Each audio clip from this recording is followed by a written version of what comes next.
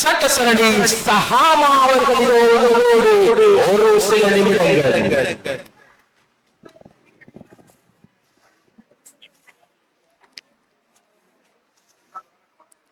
அஸ்ஸலாமு அலைக்கும் வரஹ்மத்துல்லாஹி வபரகாத்துஹு.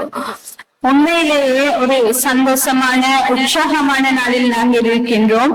இன்று மழலைகளாக இருந்த குழந்தைகள் மழலை மொழி சரியான சொற்களை கூட பேச முடியாத குழந்தைகள் இன்று அவர்களின் திறமைகளை வெளிக்காட்டிக் கொண்டிருக்கின்றார்கள்.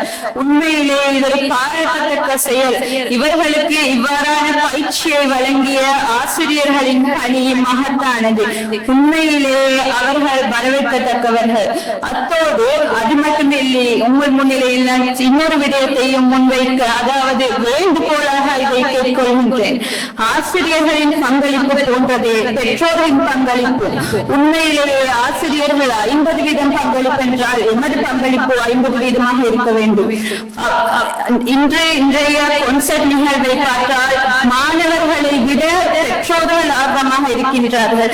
இந்த ஆர்வம், இந்த உற்சாகம், இந்த பங்களிப்பு உங்களது ஒவ்வொரு செயற்பாடுகளில், மாணவர்களின் ஒவ்வொரு பதிவுகளிலும் இருப்பின் உங்கள் மாணவர்கள் நாளைய சமூகத்தில் சிறந்த பிரஜையாக வருவார்கள் என்பது எந்த சந்தேகமும் இல்லை. உண்மையிலேயே பெற்றோர்கள் ஆசிரியர்களின் தலையில் கொண்டிருக்காமல் உண்மையிலே அவர்கள் இது ஆசிரியர்களோடு சேர்ந்து இந்த மாணவர்களுக்கான சிறந்த ஒரு கல்வி சூழலை ஏற்படுத்தி கொடுக்க வேண்டும். உண்மையில் எமது வீட்டில் ஆசிரியர்கள் குறுகிய ஒரு நேரம் தான் பாடசாலையில் படித்துக் கொள்கிறார்கள். நாம் எமது வீட்டில் பிள்ளைகளுக்கு சிறந்த ஒரு கல்வி சூழலை ஏற்படுத்தி கொடுக்க வேண்டும். அத்தோடு மாணவர்களுக்கு இப்போதே நாம் எமது மாணவர்களை அழைத்து அவர்களுக்கான இலக்கை வகுத்து கொடுக்க வேண்டும்.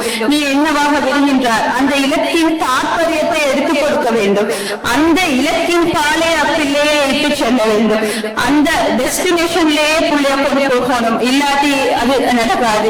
உண்மையிலே நீங்க அப்படி இப்ப ஆரம்பிச்சு இந்த வேலையை தொடர்ந்து நீங்க பிள்ளைய செஞ்சு வந்தீங்கன்னா உண்மையிலே நாளைக்கு ஒரு பிள்ளை சமூகத்துல சிறந்த ஒரு பிரஜையா வருவாங்க, நல்ல இடத்துல இருப்பாங்க என்று நான் சொல்வேன். அதுக்கு வல்லநாயன் எங்களுக்கு துறை ஒன்று கேட்டு வாய்ப்பளித்தமைக்கு நன்றி கூறி விடை பெறுகிறேன். அஸ்ஸலாமு அலைக்கும். சிறப்புரையாக சென்ற சட்டத்தரணி சஹாமா அவர்களுக்கு எங்கள் நன்றிகள்.